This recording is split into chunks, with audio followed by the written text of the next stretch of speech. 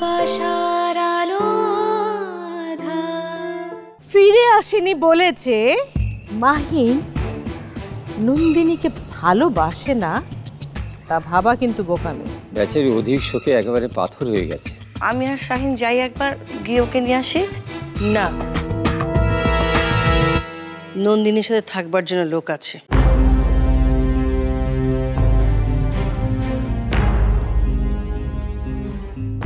আমার মনে হয় আপনাদেরও যাওয়া উচিত। নন্দিনীর সাথে অপূর্ব থাকুক না।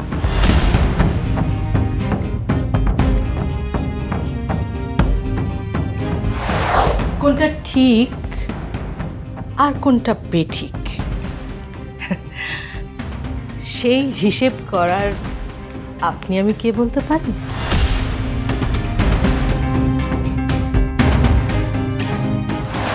এখন নন্দিনীর সবচেয়ে প্রয়োজন কি জানেন? একজন আপন মানুষের ছায়া, খুব আপন। রাশিদা, কি হয়েছে তোমার বলো তো? কই কিছু না তো। তুমি ওই মহিলার কথা ধরে বসে আছো না, আর সেই জন্য এইভাবে চলে। এখানে কথা ধরার কিছু নেই, আমাদের প্রয়োজন নেই, তাই আমরা চলে এসেছি। ওই মহিলা বলল আর তুমি তা মেনে নিলে। তুমি তো ওই মহিলার বাড়িতে যাওনি, তুমি গিয়েছিলে নন্দিনীর কাছে। হ্যাঁ, আমি নন্দিনীর কাছেই গিয়েছিলাম, কিন্তু নন্দিনী কি কোনো প্রতিবাদ করেছে? ওই মহিলা যখন এই কথাগুলো বলছিল তখন তো নন্দিনী চুপ ছিল, তাই না? একটি কথাও বলেনি তখন। আচ্ছা, নন্দিনী কি তখন কিছু বলার মতো বা বোঝার মতো অবস্থা ছিল? আচ্ছা তুমি বলো, তুমি তো নন্দিনীকে দেখেছো, তোমাকে নিয়ে এই সমস্যা, তুমি অল্পতেই রেগে যাও। আচ্ছা এখন কি রাগ করার মতো সময় বলো? এই রাগ কমতে দেব না আমি। এই রাগে এখন আমি তা দেব, তা দিয়ে ডিম ফোটাবো। সে ডিম ফেটে রাক্ষস বেরিয়ে আসবে, আর সেই রাক্ষসটা খুব করে খেয়ে নেবে ওই নন্দিনীকে। নন্দিনী মা এখন কেমন আছে? এমন অবস্থায় কেউ কি ভালো থাকে? ভালো থাকার কথা। হ বাবা, মায়াটার মাথার উপর থেকে শেষ ছায়াটাও সরে গেল। বাবা একটা কথা কই, তুমি এখন নন্দিনী মার ছায়া হয়ে ওঠো।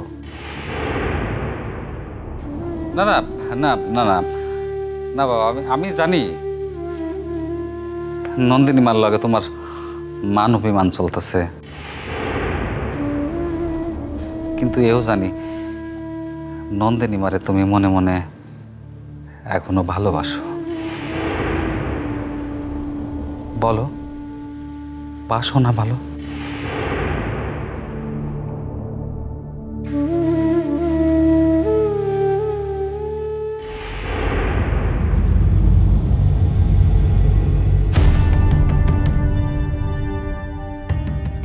তুমি স্মরণের ছয় তোমার উপমায় বদলে দিলে যে স্যান্ডেলিনা সো, রূপচর্চায় আভিজাত্য। আমার মনের সব কথা জেনে বসে আছো, তাই না? কি জানো তুমি, নন্দিনীকে আমি ভালোবাসি না, নন্দিনীকে আমি ভালোবাসি না। বাবা বাবা রাগ করো না বাবা, রাগ করে কোনো সিদ্ধান্ত নিতে পারবা না তুমি। কইতেছি বাবা, মাথা ঠান্ডা করে একটু ভাবো, দেখবা তুমি ঠিকই আগের মতোই নন্দিনীকে ভালোবাসো। আরে নন্দিনীকে আমি ভালোবাসি আর না বাসি তাতে কিচ্ছু যায় আসে না। নন্দিনীকে ভালোবাসে অপূর্ব, অপূর্ব ভালোবাসে নন্দিনীকে। নন্দিনীর সাথে অপূর্বর বিয়ে হবে। নন্দিনীর মামি মারা যাওয়ার আগে নন্দিনীর হাতে অপূর্বকে তুলে দিয়ে গেছে। আসো আসো আসো। কার হাতে? অপূর্বর হাতে।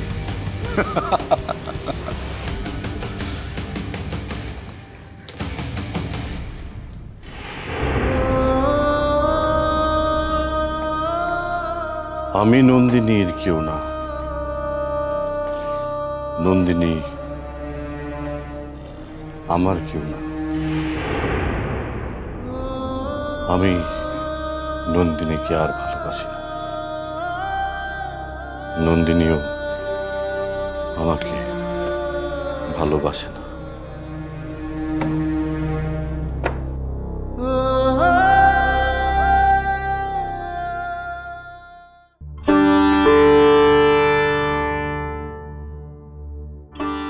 নন্দিনী, নন্দিনী,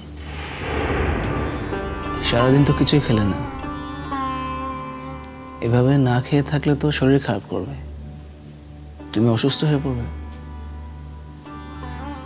এখন অন্তত এই স্যুপটুকু খাও।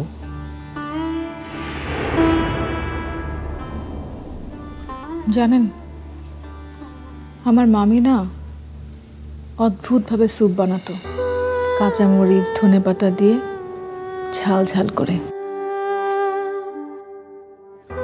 আর সসের বদলে কি দিত জানেন? লেবুর রস। কি যে অদ্ভুত টেস্ট হতো। আপনি সেরকম স্যুপ জীবনেও খাননি। মামি না আরো অদ্ভুত অদ্ভুত সব রান্না করতো। আপনি তো ইলিশ পাতুরি খেয়েছেন, কিন্তু চিংড়ি পাতুরি কখনো খেয়েছেন? আমার মামি চিংড়ি পাতুরি রান্না করতো, কি যে মজা হতো। আমি তো মামিকে প্রায়ই বলতাম, মামি তুমি একটা রেস্টুরেন্ট খুলে দাও তো।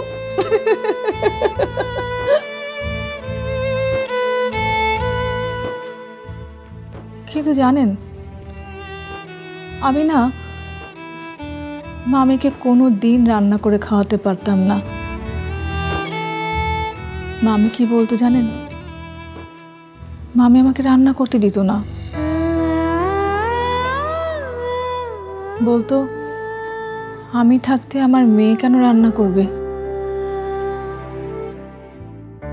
আমি তো আমার মামির কাছে মেয়েই ছিলাম। জানেন,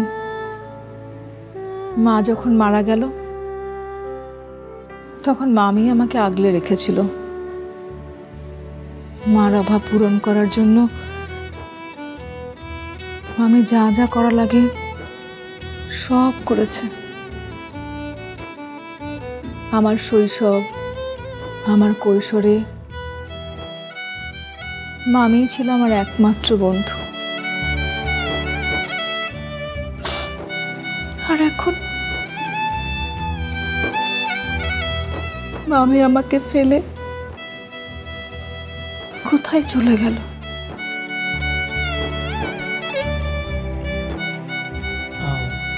নন্দিনী, নন্দিনী, তুমি একা নও, আমি আছি তোমার সাথে। স্মরণের ছোঁয়ায় তোমার উপমায় বদলে দিলে যে স্যান্ডেলিনা সো, রূপচর্চায় আভিজাত্য।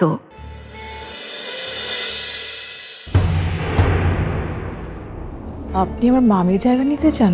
না মানে, না তা কেন? আসলে আমি মানে আমি সেভাবে কি? আপনি যান এখান থেকে, চলে যান।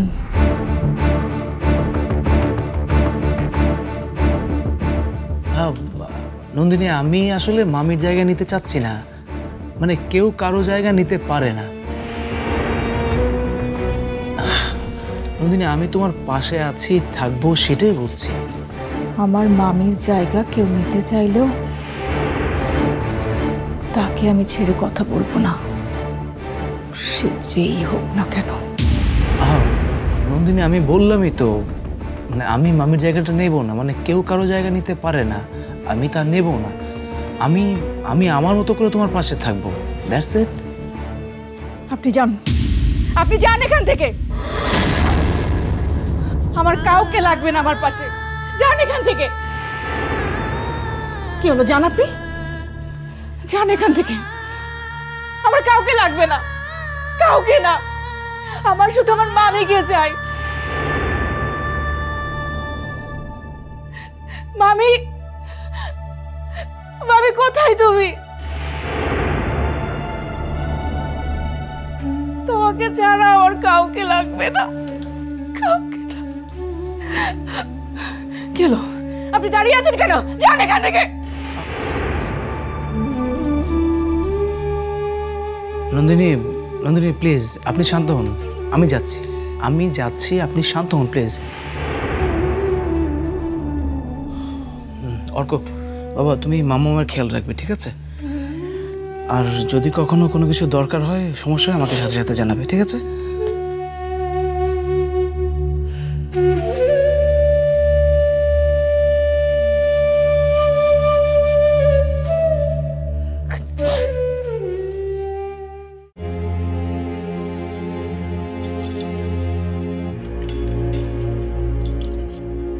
মুন্নি, তুই ডালটা নিয়ে আয় তো।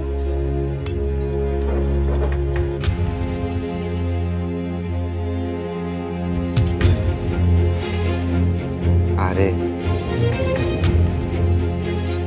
নন্দিনীর সাথে এটা যে কি একটা হয়ে গেল, খুব খারাপ লাগছে আমার। তোমার বুঝি খুব খারাপ লাগছে? একদম নন্দিনীর দুঃখে তোমার একদম বুকটা ভেসে যাচ্ছে। তাহলে বরং একটা কাজ করো, তুমি ছাদে যাও, ছাদে গিয়ে গাছের উপরে, হ্যাঁ, গাছের উপরে কাঁদবে। তাহলে কি হবে জানো? গাছের টপে পানিও দেওয়া হয়ে গেল, আর তোমার এসব আজারা কান্নার একটা গতিও হলো। আমি বাঁচি না আমার জ্বালায়, সে এসেছে আরেকজনের দুঃখ কাহিনী শুনে। ও মা, বসো। আসেন বাবা।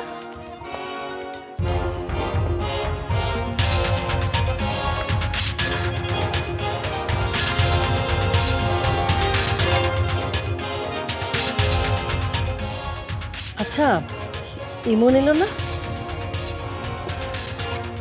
ওই তো ইমন এসে গেছে। আয় আয়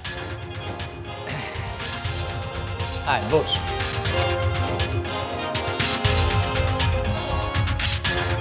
আমি এখানে বসতে আসিনি।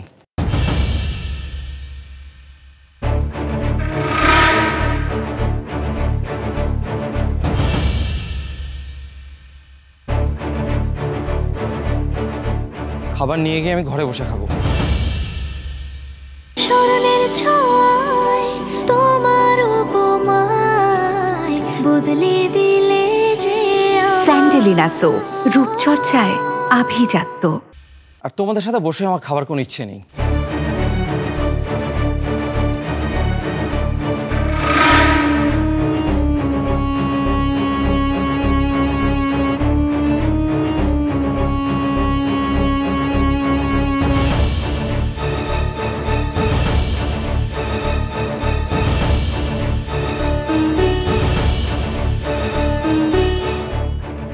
রাতে সবাই একসাথে বসে খাওয়া এই বাড়ির নিয়ম ইমন। এটা তোমার নিয়ম তো, আমি মানি না।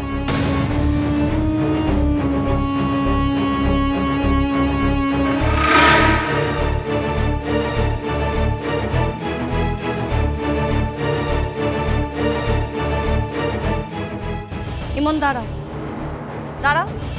থাক, ওকে ওর মতো থাকতে দাও।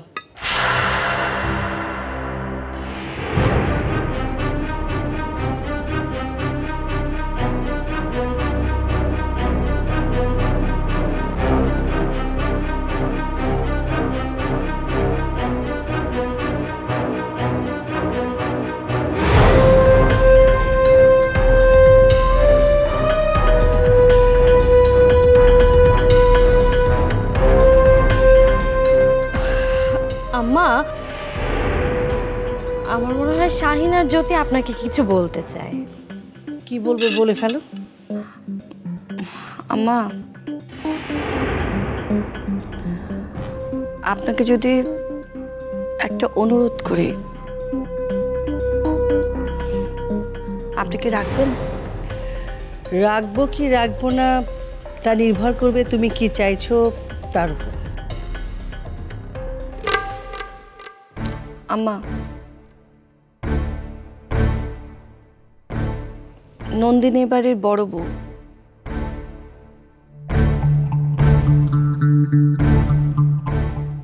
সে এ বাড়িতে না থেকেও বিভিন্ন সময় এ বাড়ির জন্য অনেক কিছু করেছে।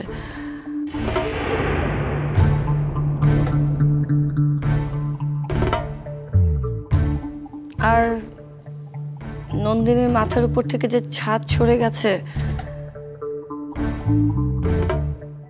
আমরা কি তার ছায়া হতে পারি না?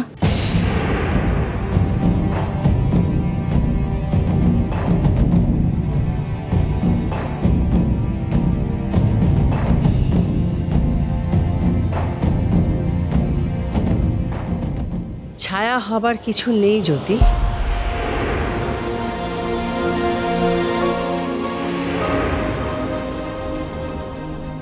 নন্দিনীর যদি কোনো সমস্যা হয়, যদি কোনো বিপদ আপদ হয়, আমরা ওর সাথেই থাকব। আম্মা, আমরা যদি নন্দিনীকে আমাদের সাথে নিয়ে নিই,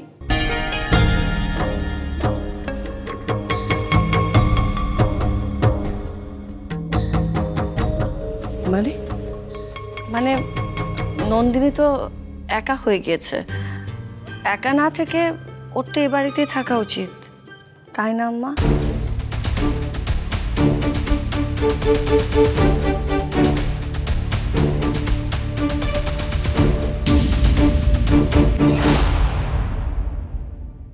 উনি তো বোধহয় আমাকে পছন্দও করেন না।